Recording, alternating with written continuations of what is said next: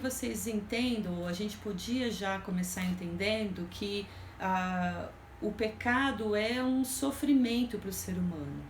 E a nossa sociedade moderna tem enxergado o pecado de uma maneira gourmetizada, ou de uma maneira minimizada ou atenuada. O que eu estou falando? Estou falando que a nossa sociedade contemporânea, a nossa sociedade moderna, ela tem a tendência de diminuir o poder da violência do pecado.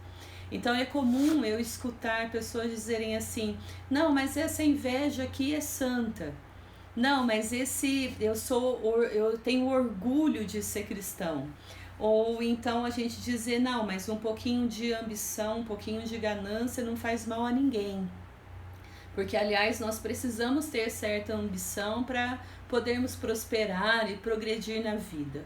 O que essas falas traduzem, né? Eu meditando e refletindo sobre isso. Essa fala da nossa sociedade, nossa fala nesse mundo moderno, está dizendo que o pecado não é tão grave assim. E ele não tem um poder tão danoso quanto a Bíblia fala.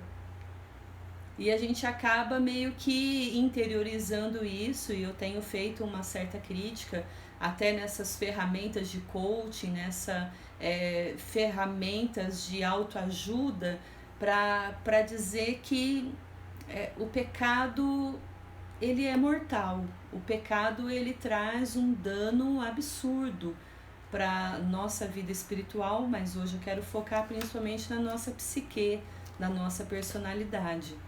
Então, a Bíblia, ela coloca a raiz desse pecado. Eu me lembrei agora lá de Gênesis, quando Deus, então, coloca Adão e Eva no paraíso.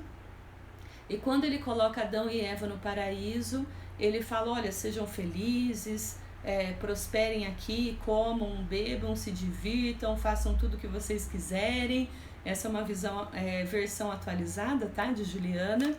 Mas Deus fala assim para eles: mas tem uma coisa, só uma coisa eu peço para vocês, que vocês não comam da árvore do fruto do conhecimento do bem e do mal, porque certamente no dia que deles comerem vocês vão morrer.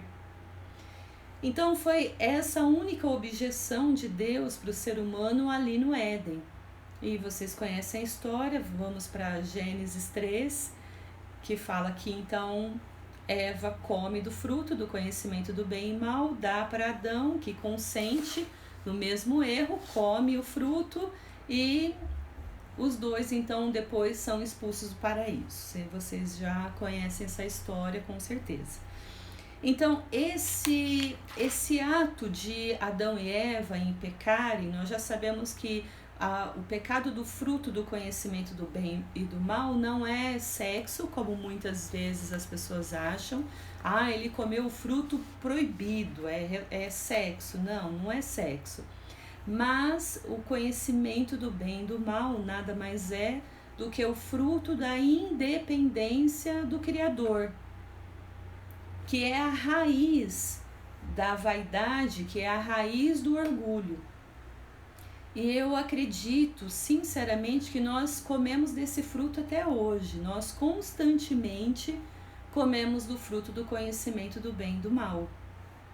O que eu estou dizendo? Estou dizendo que constantemente o nosso ego, a nossa psique é alimentada pelo orgulho, que é, na verdade, a vaidade, que é, na verdade, a autossuficiência. Eu me basto em mim mesma como ser humano. E isso é uma hipocrisia incrível da nossa parte, tá? Porque mesmo se você acredita em Deus ou se você não acredita, o que é fato é que todo homem, todo ser humano tem dentro dele um sentimento de vazio existencial. Todo ser humano nasce nessa terra com um sentimento de nada, de um vazio, de algo dentro de si que precisa ser preenchido. E que há dentro de nós uma tendência pecadora, carnal, de tamparmos esse vazio, esse buraco. E eu quero falar isso dentro de uma perspectiva ontológica, psicológica em si, tá? Então, esse pecado como raiz da manifestação da nossa angústia existencial.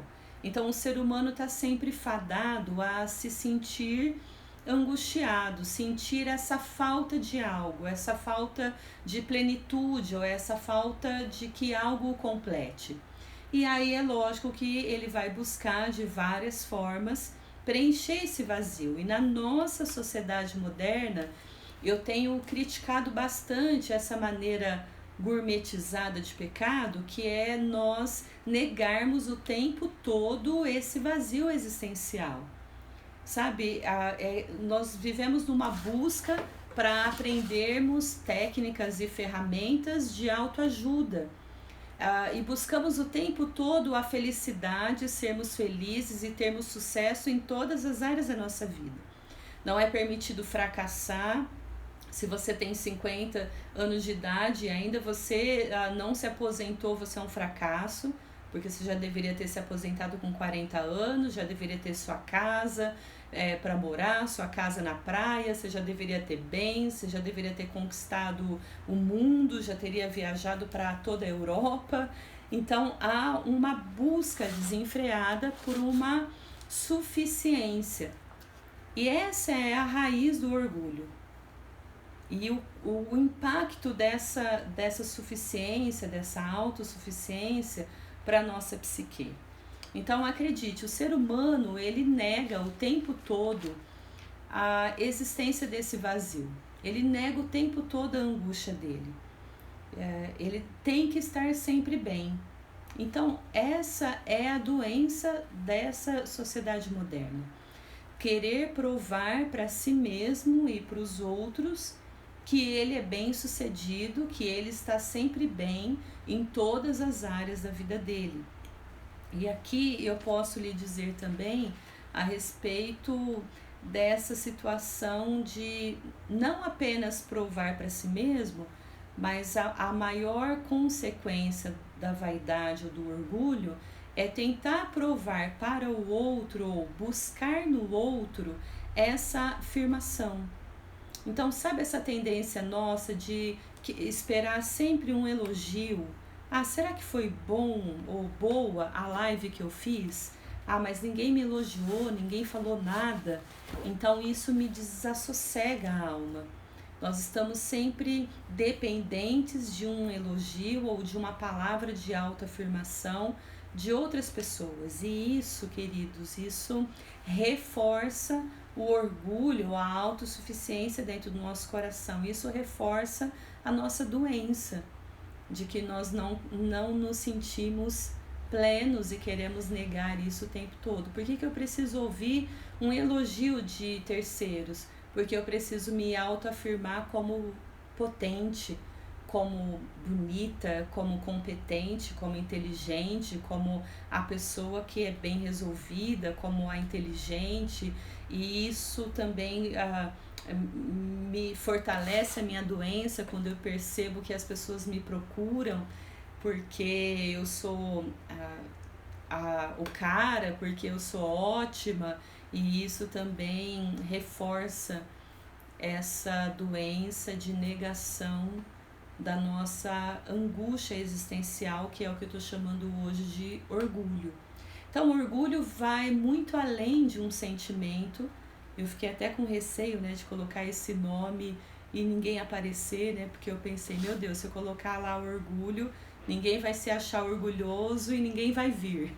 Então, aqui estão os corajosos, né, que reconhecem que pelo menos pudessem falar que alguém é orgulhoso, por isso que vieram. Mas o que eu vejo de mais tremendo é que Deus, ele vai se revelar aos pecadores arrependidos e não aqueles que negam o tempo todo a sua miséria e a sua condição de vazio existencial. Jesus mesmo disse, olha, eu vim para os enfermos, eu vim para os doentes, eu não vim para quem diz que está tudo bem consigo. Então, se você quiser a presença de Deus na sua vida, você vai precisar abrir mão da sua negação de ser o cara, da sua negação de ser ótimo, né, da sua negação de autossuficiência. Então, eu quero voltar nisso, né? Me lembro de um filósofo muito bacana, que ele fala então que o ser humano, para ele preencher esse vazio, ele busca o orgulho de algumas formas. A primeira forma que ele fala é que o ser humano busca preencher esse vazio através de sensações gostosas. Isso mesmo que você entendeu, através da busca desenfreada pelo prazer. Então ele constantemente busca o prazer pelo prazer, até ele chegar num ponto de exaustão, que aí é até onde entram as compulsões, quando alguém é viciado até na pornografia, ou tem algum vício ou algum outro tipo de tendência, né, de busca de prazer pelo álcool ou outras drogas, ou o consumismo, ou a compulsão desenfreada de determinado comportamento, e essa pessoa tenta se satisfazer através disso, negando a sua fragilidade, tá? Então, o que ele fala que quando a pessoa ela fica nessa busca desenfreada pelo prazer e ela busca se preencher por sensações gostosas, ela chega num ponto de exaustão.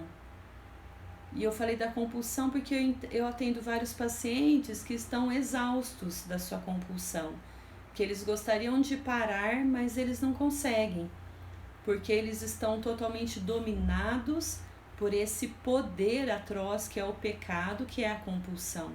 Por isso que, para mim, quando a gente minimiza o poder do pecado, isso agride, para mim, de certa forma, o sacrifício de Cristo no Calvário.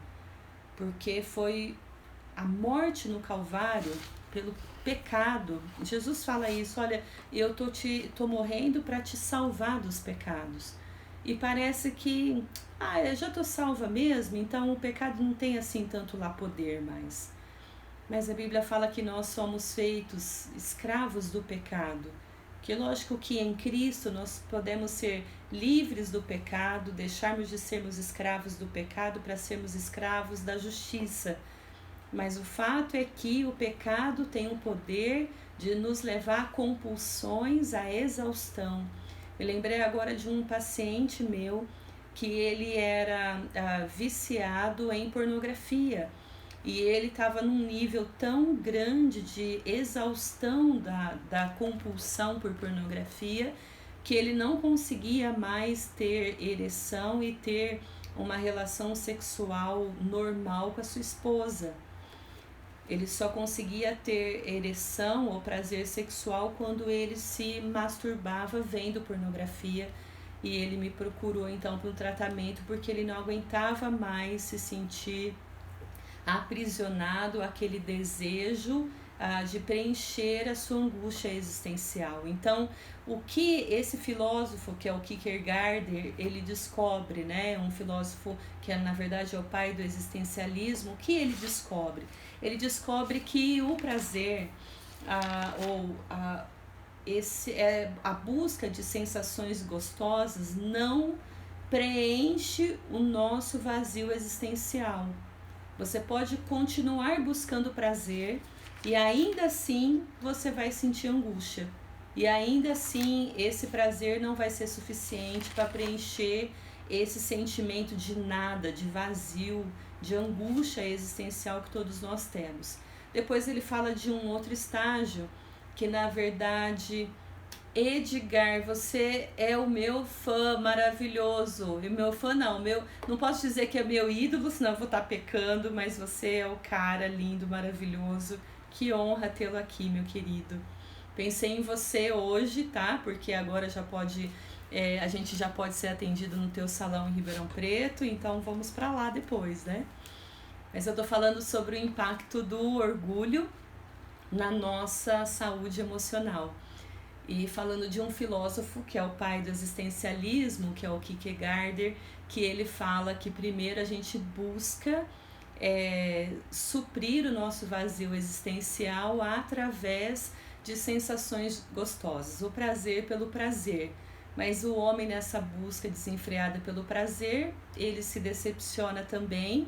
Muitas vezes ele se torna escravo através das compulsões, né? Depois eu pus um exemplo aqui de um paciente meu que era compulsivo por pornografia, e ele não conseguia ter uma relação sexual com o seu marido, com a sua esposa, porque ele só conseguia ter ereção se fosse na pornografia. E aí eu estava dizendo que é nulo também a busca por sensações gostosas, não preenchem o nosso vazio existencial, a nossa angústia. E ele fala então de um segundo estágio, que é então a gente ir para o oposto, que é para uma vida contida, uma vida religiosa, uma vida o mais preso possível em regras da religião ou da igreja que você pertence. Então a pessoa acha que ela, colocando na sua vida um monte de regras e contendo as suas compulsões, contendo os seus desejos, ele pode se livrar dessa angústia existencial.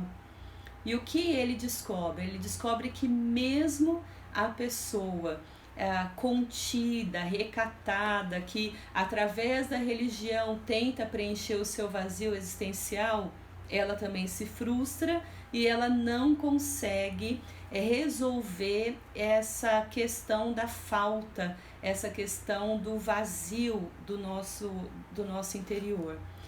E depois ele vai para um outro aspecto, que é o aspecto que ele chama de salto da fé. E esse salto da fé realmente é o salto que eu chamo do pulo do gato da existência humana, que ele fala que nada dessas coisas, né, nem a busca do prazer, nem você seguir religiosamente uma igreja ou uma religião, tentar conter os teus impulsos ou as tuas compulsões, você vai se sentir pleno e feliz, mas somente se você tiver uma conexão com o seu Criador. E aí eu volto lá para Gênesis 3, né, quando Adão e Eva perdem a conexão dele com o Criador, quando ele come o fruto proibido, que eu já falei para vocês que não é sexo, o fruto proibido é um sentimento de autossuficiência, de que eu sou o máximo, de que eu me basto em mim mesmo, de que eu não preciso de ninguém, que eu não preciso nem do Criador e nem do outro ser humano, que eu mesmo me basto sozinho. E esse é o fruto do conhecimento do bem e do mal.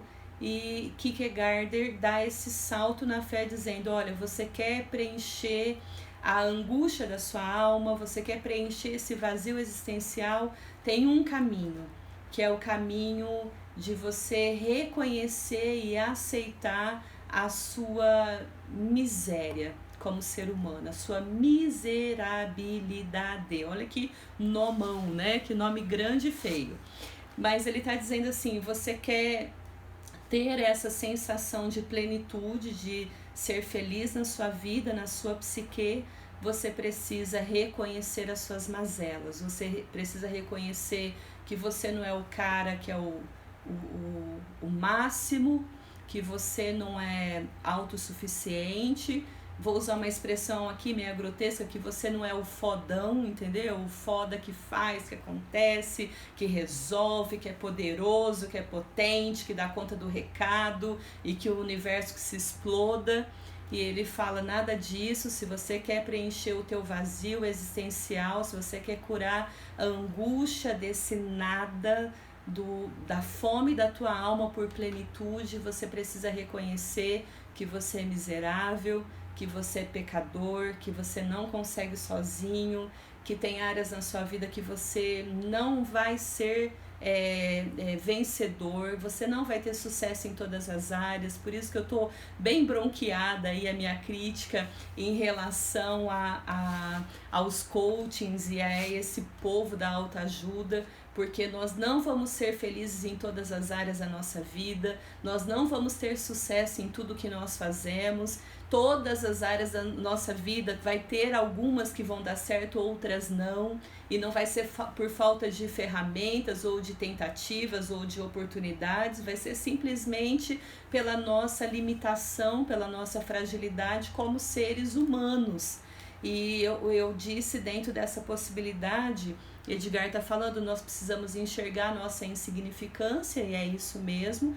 E eu estou falando que o orgulho, o orgulho é o mesmo nome usado para orgulho, é vaidade. E vaidade é a vida vã, a vida nula, e que a gente tenta tampar a nossa vaidade sendo vaidosos, né? Ou querendo que os outros nos autoafirmem.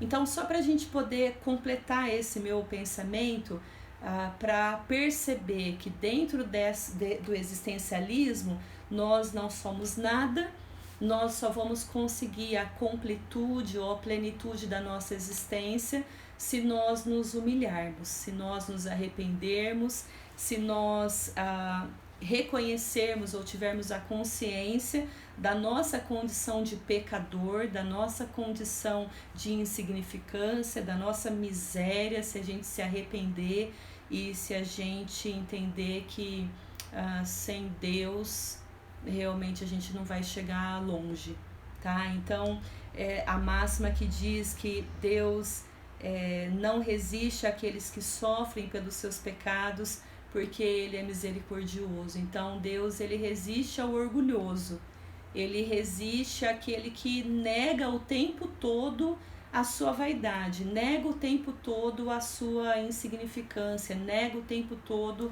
a sua miséria. E que Deus tem um coração extremamente generoso e misericordioso para se revelar aos pecadores arrependidos. Vocês entendem isso? Então, qual é o impacto desse orgulho na nossa psique? Qual o impacto da vaidade, do orgulho na nossa psique ou nas nossas relações?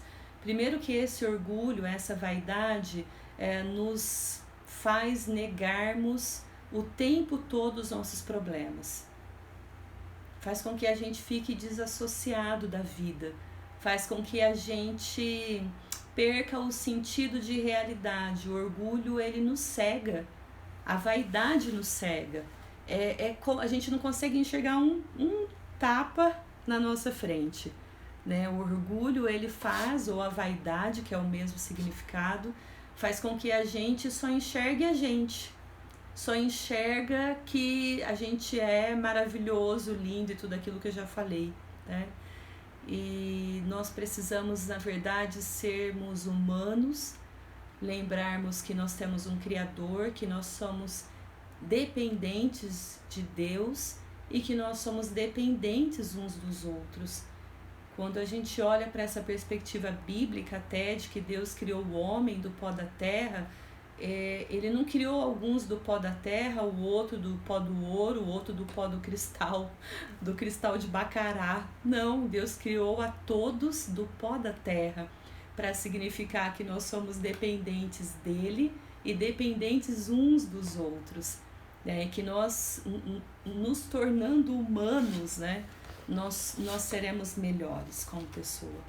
Então, se você fica negando o tempo todo os teus fracassos, significa que você é viciado no orgulho, viciado na vaidade, tá? Então, o orgulho e a vaidade, que tem esse mesmo significado, ele faz com que a gente fique cego e faz com que a gente entre nesse ciclo de negação da nossa condição, da nossa miserabilidade o tempo todo.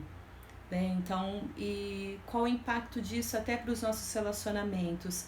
É insuportável viver com o vaidoso, o orgulhoso, porque ele está sempre certo, ele é sempre o ótimo, ele é sempre o melhor, tudo dele é superior. Engraçado que o orgulhoso ou o vaidoso, ele é difícil, como ele é difícil de reconhecer que ele depende do outro, depende de Deus, que ele não é nada sozinho, ele acaba sozinho, né? Todo vaidoso acaba sozinho, todo orgulhoso acaba sozinho, porque eles são competidores compulsivos. Eles veem as pessoas como competição e não como caminho de irmandade, como um relacionamento que vai nos ajudar a seguir em frente, tá? Eu não vou conseguir ler, mas tem uma pergunta aqui, vamos ver. Como quebrar o orgulho e ceder em uma discussão? Olha só.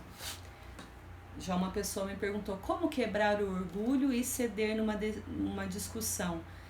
Se tornando humilde. Em que sentido? De que para aquela pessoa, dentro da visão que ela está colocando, ela está certa. E que não adianta você querer provar ou mostrar para ela que ela está errada. Esse é o maior embate, o maior engano dos nossos relacionamentos. Nós sempre estamos tentando provar para o outro que ele está errado e que nós estamos certos. E isso nada mais é do que a falta ou esse vazio existencial de que eu preciso de uma autoafirmação o tempo todo do que eu estou certo. O tempo todo eu preciso de um elogio, o tempo todo eu preciso que o outro reconheça que a minha visão está certa, que eu estou correto naquilo que eu penso. E esse é o dano do orgulho para os nossos relacionamentos também. De repente você está cego pela tua vaidade, você está cego pelo teu orgulho e você não está enxergando o teu erro. Sabe, para quem dirige, tem uma coisa na direção que chama ponto cego. Vocês conhecem o ponto cego? Ponto cego é quando nós vamos fazer alguma ultrapassagem no trânsito e muitas vezes algum carro, alguma moto, alguma pessoa pode estar num ponto cego do nosso retrovisor que a gente não vai conseguir enxergá-lo e a gente pode até matar ou prejudicar aquela pessoa se a gente não fizer esse movimento. Esse que eu acabei de fazer. O que é isso? Nós nos aproximamos da direção e olhamos para o retrovisor, porque aí nós acabamos com um ponto cego. O que significa isso numa metáfora psicológica? Que nós precisamos olhar para além de nós mesmos. E o orgulhoso não faz isso. Ele só olha para a perspectiva dele mesmo. Que ele tá certo, que ele se basta, que ele é o cara, que ele dá conta, que ele não precisa de ninguém, que ele se basta. Sabe, uma maior prova de que nós nos bastamos, por isso que eu falei que a gente continua comendo do fruto do conhecimento do bem e do mal, é só você entender o quanto você se sente confortável em ser dependente de Deus. O que eu estou falando agora, né? Eu estou falando de que a falta de oração é o primeiro sinal, o primeiro sintoma da nossa independência proveniente do nosso orgulho. Vou repetir, a nossa falta de oração, ela é o sintoma ou o sinal proveniente do nosso orgulho, da nossa independência de Deus. Então nós falamos que acreditamos em Deus muitas vezes, que temos Ele, né? Ele acima de tudo, mas que um momento de oração para nós é um martírio, porque nós queremos estar muito mais no ativismo, resolvendo, lidando com a vida, com os problemas, do que passando um tempo para buscarmos da dependência, da essência de Deus para a nossa vida, tá? Então, eu estou buscando esse entendimento para dizer que somente uma vida, né, um relacionamento de humildade comigo mesmo e com o outro, e até mesmo com Deus, é que vai me dar uma condição afetiva de eu enfrentar esse vazio psicológico. Então, como eu estou falando de orgulho e vaidade, eu estou querendo colocar para vocês que há o oposto, que é a humildade. Então, veja bem, o oposto do orgulho e da vaidade não é a humilhação, é a humildade. Por isso que eu falei do embate, que eu não lembro quem que perguntou, sobre como agir na discussão, né, vencendo o orgulho. É nesse sentido, de você se humilhar, de você não tentar provar nada para o outro. E me chama a atenção muito a personalidade de Cristo, porque você não vê Jesus tentando provar nada para ninguém. Vocês já repararam isso? Vocês já leram a Bíblia, a parte do Novo Testamento que fala sobre isso? Por que que nós ficamos o tempo todo tentando provar para o outro que a gente não é tão ruim assim? Por que que a gente gasta tanto da nossa energia para ficar provando para o outro que a gente não é tão fracassado, tão feio assim, né? E a gente se maqueia, gasta um monte de laque, arruma o cabelo, faz de tudo para não aparecer, não aparentar para o outro que a gente não é tão reprovável assim. E mais do que a aparência física, né, do orgulho, da vaidade exterior, eu estou falando da vaidade interior. Porque que para nós é necessário ir atrás da nossa reputação. Em momento nenhum, se a gente segue o mestre, a gente sabe disso, você não vê Jesus correndo atrás de salvar a reputação dele, de tentar provar para o outro que ele estava certo ou que ele estava errado. Né? E nós sabemos disso, que o orgulho que há em nós, dessa angústia existencial que há em nós, faz com que a gente fique viciado ou escravo da afirmação das outras pessoas o tempo todo. Nós estamos esperando um elogio, uma autoafirmação de terceiros. Deixa eu ver a minha outra pergunta aqui que me fizeram. Nesses dias tenho sentido muito triste, chorando, busco Deus todos os instantes. Não tem muito a ver com o tema de hoje, tá? Dessa reflexão, mas eu posso te dizer que a gente consegue atrair até um sentimento ou a presença de Deus, ou ter um sentimento de completude, se a gente reconhece para Deus essa nossa faceta de dor. Então, o que eu quero falar para vocês é: quanto mais você bancar que você é potente, que você é autossuficiente, que você dá conta do recado sozinho, menos favor de Deus e das pessoas você vai ter. Não estou falando aqui que você tem que ser um desgraçado que vive atrás da dependência do outro, que sem o outro você não vai viver. E é isso que eu ia pedir, por favor, aperte o coraçãozinho aí para nossa live. E não adianta isso.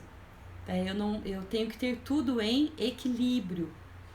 Mas eu quero te dizer que você, autossuficiente, também não vai conseguir chegar muito longe, tá? Então fale para Deus isso, né? Coloque na sua oração, no seu momento com Deus, esse momento de reflexão, de você falar para Ele, reconhecendo as suas misérias e as suas dores, tá? E outra coisa que eu vejo é que nós podemos também ter a ajuda de outras pessoas. Nós podemos contar com Deus, que é o nosso Criador, e nós podemos contar com outras pessoas. Pessoas que estão na mesma caminhada que a nossa.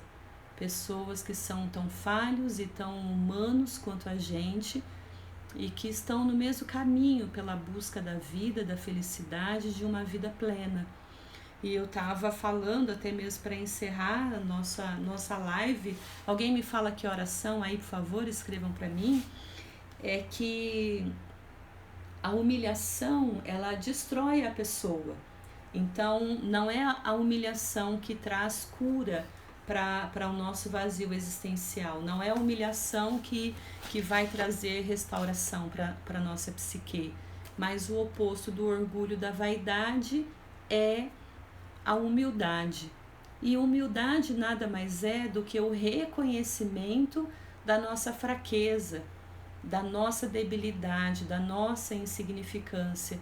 e o orgulho e a humildade nada mais é do que a gente olhar para dentro do nosso vazio existencial e não negar o nosso vazio, a gente reconhecer as nossas limitações, a gente reconhecer que errou, a gente pedir perdão por um filho, a gente pedir perdão por um chefe, a gente pedir perdão para o marido, ou o marido pedir perdão para a esposa, ou o filho pedir perdão para um pai, e a gente realmente reconhecer a nossa fragilidade, tá? Então, a humildade é quando eu pus aqui, a humildade é quando você é capaz de reconhecer que tem medo mesmo, tem medo desse vazio existencial, tem medo desse vácuo na alma que você sente, que apesar de você tentar, muitas vezes você não tá bem ou você não consegue, e não tem nada mais saudável para a saúde mental, pensando numa saúde mental saudável, do que você reconhecer e não negar. Aqui eu coloquei, se você reconhecer e não negar, que é aceitar aquele dilema da tua alma e não negar, é a forma de enfrentamento da vaidade, do orgulho mais poderosa que possa existir. Lembre-se, Jesus veio para curar o doente. Jesus veio para quem precisa dele e não para quem não precisa.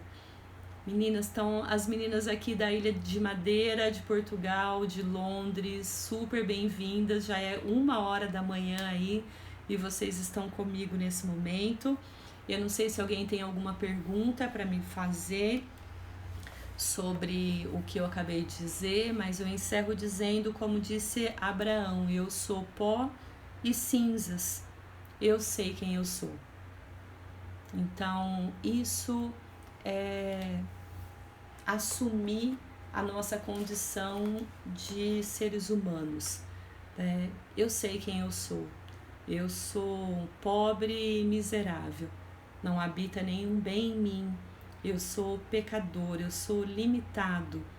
Eu não estou falando apenas dentro de uma perspectiva espiritual, vocês me entendem?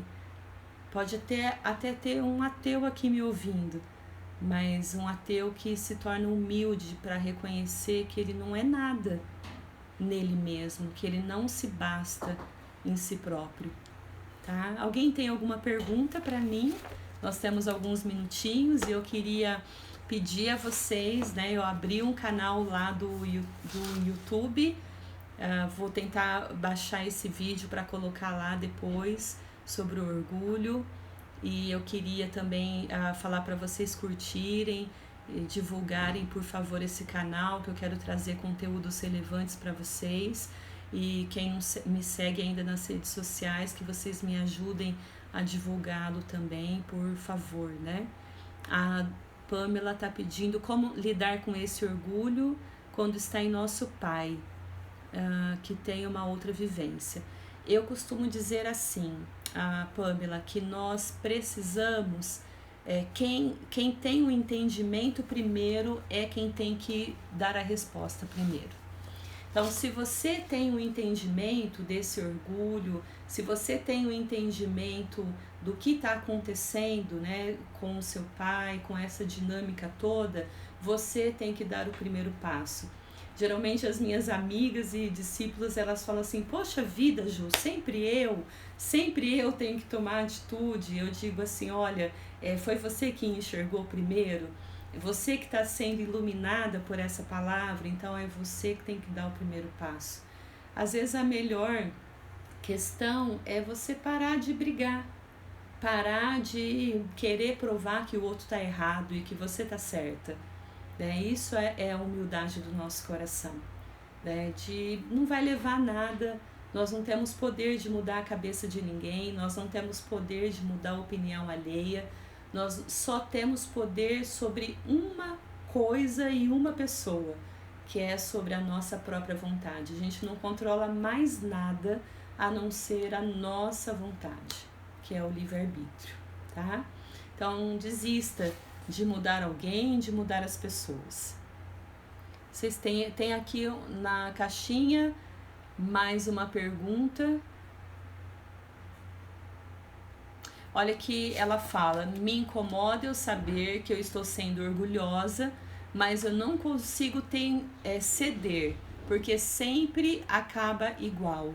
Então eu te diria aquilo que já aconteceu comigo muitas vezes, né? Eu também eu tinha um vazio existencial tão grande, eu tinha uma necessidade tão grande de ser aceita, de ser amada, de ser valorizada pelas pessoas, que eu brigava o tempo todo para ter razão, que eu brigava o tempo todo para provar que eu não era tão ruim assim, que eu não era tão horrorosa desse jeito, sabe? Até que um dia eu encontrei a satisfação do amor de Deus no meu coração, e a partir desse dia, eu vou ser bem honesta com você, tô sendo bem vulnerável aqui falando da minha vida. A partir desse dia eu entendi que eu não precisava provar nada para ninguém e que estaria tudo bem também se as coisas não dessem certo na minha vida.